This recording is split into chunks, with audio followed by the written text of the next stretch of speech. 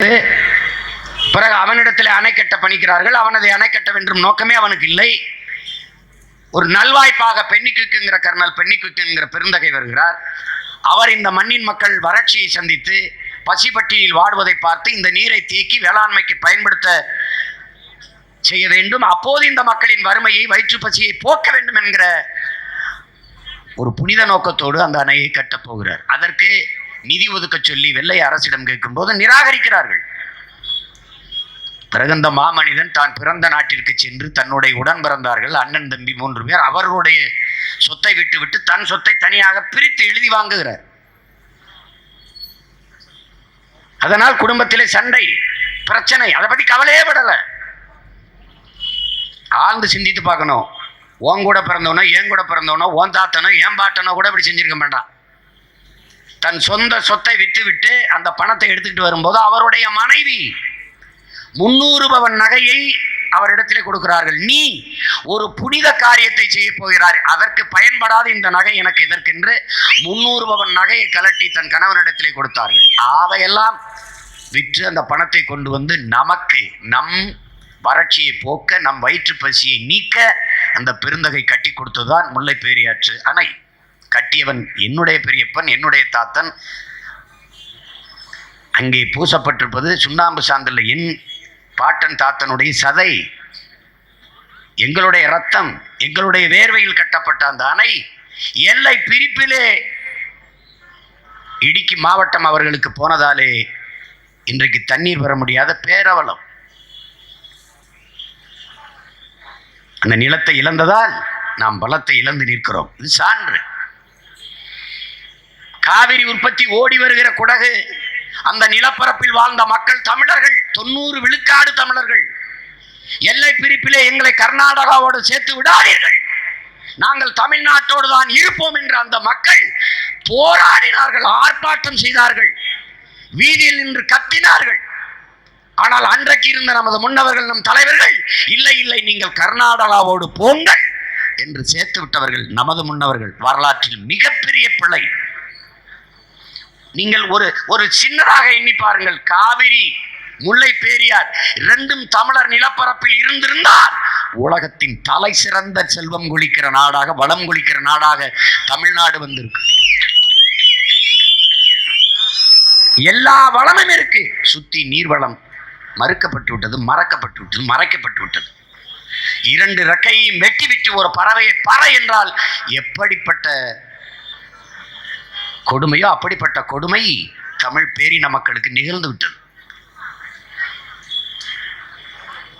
அதுபோலதான் இங்கே பேசிய என்னுடைய தம்பி அருண் ஜெய்சலன் அவர்களோட குறிப்பிட்டார்கள். கச்சத்தீவு யாரோடது? இந்தியாவிற்கும் கச்சத்தீவிற்கும் சம்பந்தம் இல்லை. தெளிவாக என் தம்பி தங்கைகள் புரிந்து கொள்ள வேண்டும். இந்தியாவிற்கும் கச்சத்தீவிற்கும் சம்பந்தமே கிடையாது. கச்சத்தீவு நம்முடைய பாட்டன் சேதுபதி மன்னனுடைய சொந்த நிலம், அவனுடைய ஆட்சிக்கு உட்பட்ட நிலப்பரப்பு. மன்னர் மானிய ஒழிப்பில் அம்மையார் இந்திரா காந்தி இந்த நிலப்பரப்பை எடுத்து யாரிடத்திலும் கேட்காமல் பாராளுமன்றத்தில் ஒரு விவாதம் நடத்தி, பொது விவாதம் நடத்தி, ஒரு தீர்மானம் நிறைவேற்றி ஒரு முடிவுக்கு வந்து கொடுக்கப்பட்டது அல்ல. தன்னிச்சையாக தான் தோண்டித்தனமாக எடுத்து சிங்களர்களுக்கு அது தாரை வார்த்து கொடுத்து விட்டார்கள். ஒரே ஒரு உரிமையை பெற்றுக் கொடுத்தார்கள், வலை உலர்த்துகிற உரிமை. மீனை பிடித்து விட்டு வலையை காயப்போடுகிற உரிமையை மட்டும் நமக்கு பெற்றுக் கொடுத்தார்கள். மீனையே பிடிக்க முடியவில்லை, வலை எங்கிட்டு போய் வளர்த்துறது? எவ்வளவு பெரிய வரலாற்று பெருந்தவறு நடந்துவிட்டது என்பதை அறிவிற் சிறந்த எனது தமிழ் சொந்த மக்கள், என் தமிழின மக்கள், என் தம்பிதங்கள் புரிந்து கொள்ள வேண்டும். அன்றைக்கு கச்சத்தீவை எடுத்துக் கொடுக்கிற போது பாராளுமன்றத்தில் நின்று சிங்கம் போல கற்பித்த ஒரே ஒரு பெருந்தகை நம்முடைய தாத்தா, மதிப்பிற்குரிய பெருமகன் மூக்கையா தேவர் என்பதை தமிழ் இளம் தலைமுறையினர் மறந்துவிடக்கூடாது. உங்களுடைய தந்தையார் நேரு அவர்கள் இந்திய நிலப்பரப்பின் ஒரு பகுதியை சீனாவிற்கு எப்படி தாரை வார்த்து கொடுத்து வரலாற்றில் மிகப்பெரிய துரோகத்தை இந்த நாட்டு மக்களுக்கு செய்தாரோ அதை போன்ற ஒரு வரலாற்று பெரும் தவறை, ஒரு துரோகத்தை தமிழின மக்களுக்கு நீங்கள் செய்துவிட்டீர்கள் என்று பாராளுமன்றத்தில் அம்மையார் இந்திரா காந்தியை எதிர்த்து முழங்கியவர் நம்முடைய தாத்தா மூக்கையத்தவர் என்பதை என் அன்பிற்குரிய தம்பி தங்கைகள் மறந்துவிடக்கூடாது. அந்த நிலப்பரப்பை இழந்ததால் இன்றது நமது மீனவ சொந்தங்கள், நம் ரத்த உறவுகள் நாள்கடலில் செத்து விடுவதை கண்ணு முன்னாடி நாம் பார்த்துக் கொண்டிருக்கோம். 850 பேர் இதுவரை சிங்களர் கடற்படையால் சுட்டு வீழ்த்தப்பட்டிருக்கிறார்கள். 850 பேர். உங்கள் மகன், இத்தனை ஆயிரக்கணக்கான மக்கள் முன்பு சொல்கிறேன், உங்கள் மகனிடத்தில் இந்த மாநில அதிகாரத்தை கொடுங்கள். ஒரு மீனவனை சிங்களன் தொட்டுட்டால் அடுத்த நாள் நான் கையெழுத்திட்டு பதவியை விட்டு கீழே இறங்கி.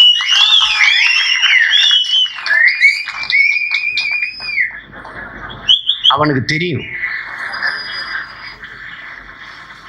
ரத்த உறவு இருக்கிற ஒருவன் இந்த நாட்டை ஆள வந்து விட்டால் அவனை தொட்டால் செத்து விழுவோம் என்று அவனுக்கு தெரியும். இப்போ இருக்கிற ஆட்சியாளனுக்கு எனக்கு என்ன சம்பந்தம் இருக்கு? என்ன சம்பந்தம் இருக்கு? ஒன்றும் கிடையாது. பல நூற்றுக்கணக்கான நம் மீனவ சொந்தங்கள் இன்றும் சிங்களன் சிறைக்குள்ளே. ஒரே சங்கிலியில் 12 மீனவர்களை ஒரே சங்கிலியில் விலங்கிட்டு இழுத்து போகிறான். அடிமைகளைப் போல விலங்குகளை கூட கண்ணியமாக நடத்துகிற இந்த உலகத்தில் நம் இன சொந்தங்களை அவ்வளவு இழிவாக நடத்துகிறான். கேட்க நாதி கிடையாது. அப்போ ஏன் நிலத்தை இழந்தோம், வளத்தை இழந்துட்டோம்.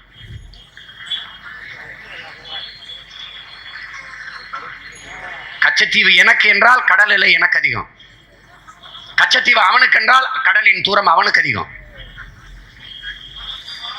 எவ்வளவு பெரிய தவறு நிகழ்ந்துருச்சு பாருங்க. நிலத்தை இழந்ததால், ஒரு சிறிய நிலப்பரப்பை இழந்ததால்.